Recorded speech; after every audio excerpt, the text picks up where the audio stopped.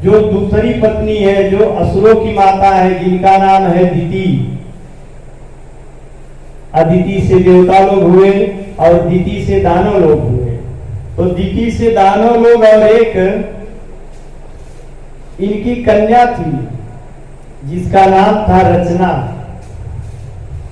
उस रचना का विवाह त्वष्टा ऋषि के साथ हो गया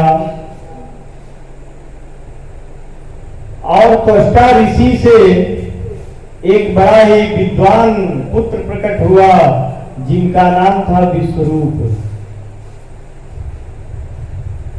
इधर स्वर्ग में क्या हुआ, देवता लोग स्वर्ग में इतने भोग विलास में लगे रहते कि देवताओं के गुरु है बृहस्पति। एक दिन बृहस्पति जी स्वर्ग में आए तो इंद्र नाच गान में इतने मस्त थे कि अपने गुरु को देख के उठ के खड़े भी नहीं हुए। अब गुरु जी बुरा मान गए और गायब हो गए और चारों तरफ खोजा गया, गुरु जी का पता नहीं। अब गुरु जी है नहीं तो कैसे स्वर्ग का कार्यभार चलेगा, किससे राय विमर्श लिया जाएगा। सब लोग ब्रह्मा जी के पास गए। ब्रह्मा जी ने डांटा कि तुम लोग जो है एक तो गलती करते हो और जब समस्या आती है तो मेरे पास आते हो। अब जाओ भोगो। अरे महाराज कुछ करिए, देखो अब गुरु जी तो बुरा मान गए हैं, तुम लोग एक काम करो, तब तक जो है त्वष्टा के पुत्र विश्वरूप है, वो बड़े ज्ञानी हैं, उन्हें बुलाकर तुम लोग स्वर्ग का गुरु बना लो। तो सभी लोग गए, विश्वरूप से प्रार्थना की कि महाराज आप स्वर्ग के पुरोहित बन जाइए। तो विश्वरूप ने सीधे मना कर दिया। उन्होंने कहा मुझे यह पुरोहिताई का काम नहीं करना है, इसकी शास्त्रों में बड़ी निंदा की गई है, मैं नहीं करने वाला। लेकिन जब सब लोगों ने बड़ा इनसे हाथ जोड़ा, प्रार्थना किया, तब विश्वरूप स्वर्ग के गुरु बने और इन्होंने इंद्र को नारायण कवच का उपदेश किया। ये ऐसा भागवत में नारायण कवच है। कवच माने क्या होता है? सुरक्षा।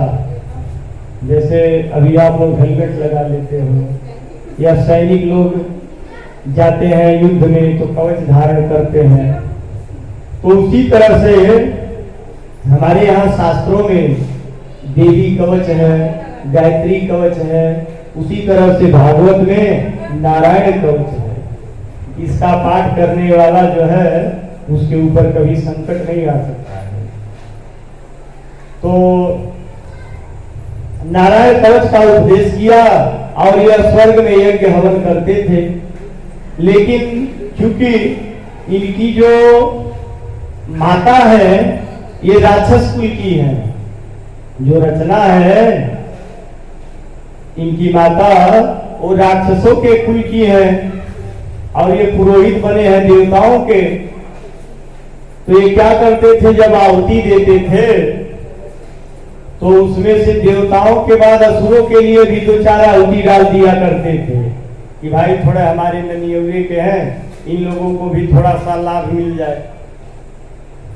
जब यह बात इंद्र को पता चली तो इंद्र ने क्या किया, विश्वरूप का सर काट दिया। 3 मूड़ी था इनको, 3 मुख। और जब सिर कटा तो ये ब्राह्मण थे तो इंद्र को ब्रह्म हत्या लग गई। अब ब्रह्म हत्या ने दौड़ाया इंद्र को, इंद्र भाग चले। तो ब्रह्म हत्या से कैसे बचेंगे? गए ब्रह्मा जी के पास, अरे महाराज मेरी रक्षा करिए इस ब्रह्म हत्या से। अब जो है ब्रह्मा जी ने फिर डांटा कि तुम लोग जो है गलती कर करके मेरे पास आया करते हो। अरे महाराज अब गलती हो गई तो कुछ रक्षा करिए। तो ब्रह्मा जी ने इंद्र के ब्रह्म हत्या को 4 भागों में बांट दिया और 4 जगहों पे दे दिया। इन्होंने उस ब्रह्म हत्या का 25% यानी 1 भाग पृथ्वी को दे दिया।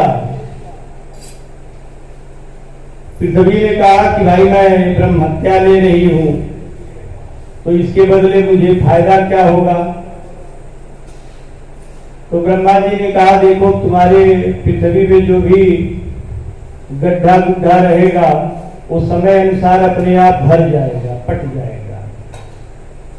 तो उस ब्रह्म हत्या के दोष के कारण पृथ्वी में जो ऊसर भूमि है, जहां ऊसर दिखाई देता है, वह ब्रह्म हत्या का दोष है। इसीलिए ऊसर भूमि पे न यज्ञ किया जाता है, न कोई मकान निर्माण कराया जाता है। ऐसे जगहों पे ऐसा कार्य क्या है? वर्जित है ऊसर भूमि पे। दूसरा भाग वृक्षों को दिया गया। वृक्षों ने कहा भाई हम लोग ब्रह्म हत्या ले रहे हैं, हमको क्या मिलेगा? कह देखो इसके बदले तुम्हारा कोई भी अंग कट जाएगा, तुम कट जाओगे तो समय अनुसार फिर से नया होंगे, प्रकट होगा, फिर से जिंदा